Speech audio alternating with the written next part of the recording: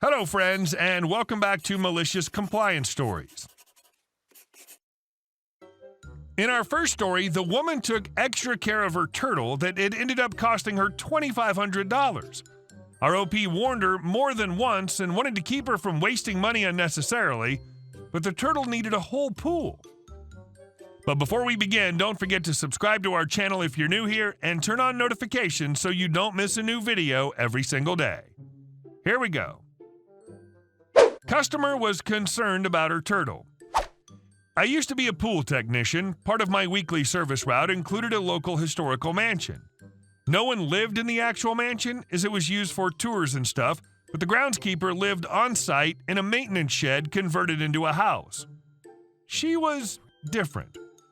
She believed heavily in holistic medicine and performed seances. She also had a pet turtle that she liked to let swim around in the pool. The pool itself was a match for the house, old, ugly, and ginormous. Being that it was old and didn't have the best filtration system, and that somehow in a huge, meticulously maintained garden this pool had zero shade, it required a good deal of chlorine to keep the water clear. I honestly hated dealing with this place because everything there was inconvenient. So summer comes around, it's getting crazy hot, so groundskeeper lady decides she wants to let her pet turtle go for a dip in the pool to beat the heat. No problem. I guess the turtle looks kind of cute swimming around in the pool while I school stuff out. I go ask the groundskeeper what she wants me to do with her pet while I add chemicals, and she asks me not to add anything so as to not hurt him. Also not a problem. I'll just leave a case of chlorine so she can add it when her turtle's finished. I come back the following week, and the case of chlorine is still full.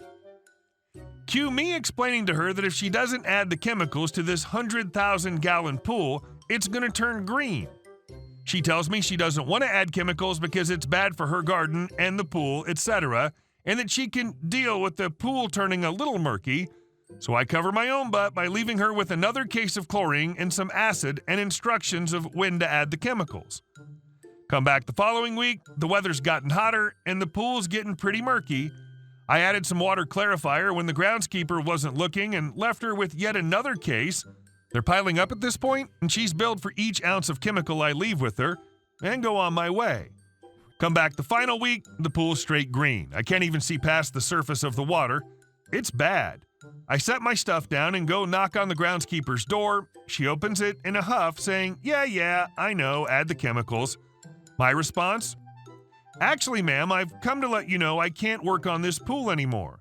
Our service contract explicitly states that we do not service green pools. If you'd like to call our dispatch number, and they'll set me up with an appointment to come out and give you a quote for clearing out this algae. Due to the age and size of this pool, you'll be looking at a minimum of 20 hours of labor at $90 an hour. I made sure to document every interaction I had with her and let my boss know every action I took with that client, just so she wouldn't be able to turn it around on me when her bosses see the $2,500 bill she racked up because she wanted to let her turtle swim in their pond. I'm not an expert in these matters at all, but couldn't she have gotten a saltwater pool if it was such a big deal? Technically, there are no chemicals. Everything's a chemical, actually. And our second story. Entitled mother demands I fix her car after hours, then gets salty and tries to get me fired when I say no. So I work as a mechanic at a family-owned buy here, pay here dealership in the middle of a small town USA. The pay isn't great, but since the owner lets us work on our own cars after hours, among other nice perks, that more than makes up for it. So it isn't unusual to see one of us still in the shop after we've closed, changing our oil or brakes and whatnot. I was in the shop on a Saturday afternoon. We close at noon on Saturdays, doing some routine maintenance on my Camaro, featured in a previous post, and enjoying the nice weather when I get a visitor. The cast: me, meat envelope, EM, entitled mom, CK, clueless kid. EM pulls up with steam billowing out from under the hood of her Impala, and I can hear the engine making a loud knocking sound. She gets out and tries the front door. It's locked. However, I had the back garage door open for circulation, and she walked around and got in through the open door. Are you open? Me. Honestly, thought she'd left. Huh? Oh, good, you're open. My car just started smoking and has been making a weird sound. Can you fix it? Sorry, ma'am, we're closed. I'm just here fixing my car. However, we open it. What? What do you mean you're closed? Oh, no. You see, I have to get this fixed so CK and I can meet my husband. Yeah, we're closed and open at 8 on Tuesday morning. Sorry, you'll have to wait. Surely you can make an exception. I can't drive my car like this. You have to look at it. CK gets out of the car and starts knocking on the door asking for EM. She opens the garage door and lets him in. No, I don't have to. And you both need to leave because I'm leaving soon and I have to lock up. No, we're not leaving until you look at our car. Who's your manager? The good idea fairy strikes and I smirk. Okay, sure, I'll take a look. EM has this smug look on her face thinking she's won. Boy, was she wrong. I sneakily unlock the door next to the garage door, and I close the garage door as EM is walking out with CK to keep the cold air in. She doesn't question it. I walk up to her car. It's still running. The steam's turning to smoke. There's smoke coming out of the tailpipe, and the knocking sound is getting worse. I make exaggerated motions and sounds as I look at the dying automobile. Then I turned around. There you go. I looked at it. EM, after picking her jaw up off the ground, What? No, that isn't what I meant. Look at it. I casually look over at it again, then look back at her. Okay, I've looked at it. She's turning red in the face now. No, that's not what I meant. You didn't even open the hood. Me, playing along as this is pure gold. Okay, sure. I pop open the hood and lift it up when I hear a loud bang come from the engine and it dies. Yup, she just threw a rod. Well then, you just threw a rod and you're not going anywhere soon. I close the hood and walk back over to her. She has this completely shocked look on her face. Well, your engine is toast. Gonna need to replace it. Hope you have roadside assistance. I start walking back to go inside when she spins me around by my shoulder and screams, "What did you do? You broke my car. Now fix it or buy me another one." Ma'am, this car was done for when you drove it in. I did nothing but what you instructed me to do. Now I'm going home. The diagnosis fee is usually $50, but I'll waive that for now. Come back Tuesday morning. CK walks up to EM and asks, "Mommy, are we meeting Daddy for dinner?" "Sorry, honey, it seems we won't because that jackwagon is being selfish and mean."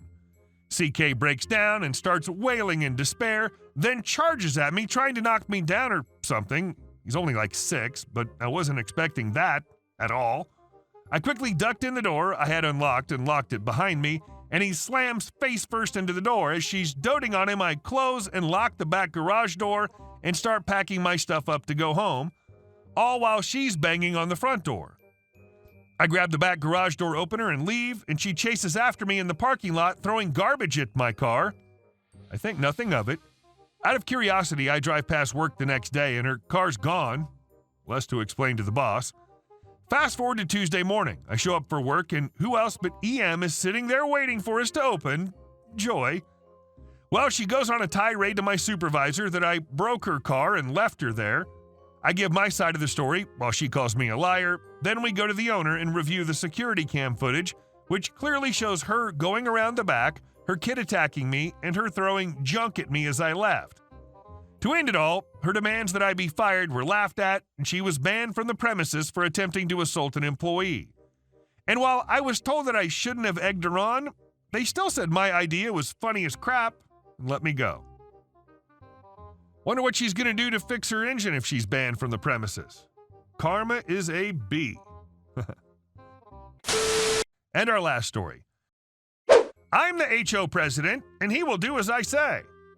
Okay, Karen. Backstory. I own a bunch of rentals in a bunch of communities. I'm no stranger to HOAs and legal battles. I have a company attorney on retainer. I just moved into a community and finally bought myself a house I plan to stay in for a while. A month after closing construction starts, permits pulled, all legal work during the day, follow all CCRs, etc. Karen recently got elected to the board, and in her own words, the war is on. This war started when I requested the following: HOA financial documents, 2 months, and they've not been produced, a temporary reasonable accommodation after a major surgery. I was told to go F myself. Her husband's changing his oil in the parking lot, got it on video on my security cam.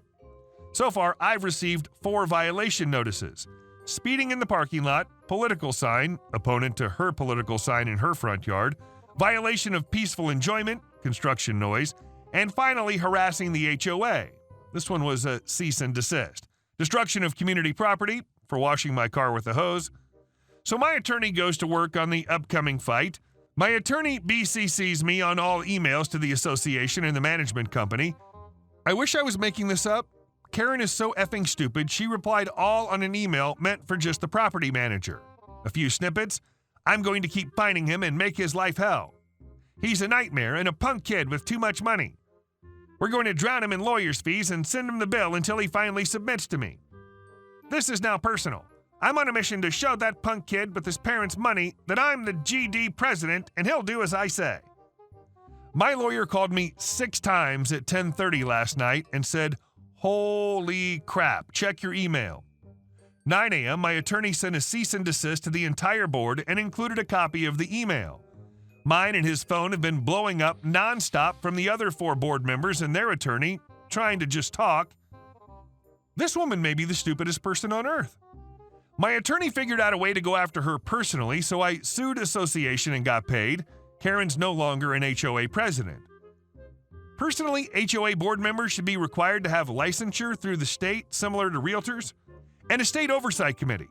It's insane. Things need to be resolved in court with enormously expensive lawyers.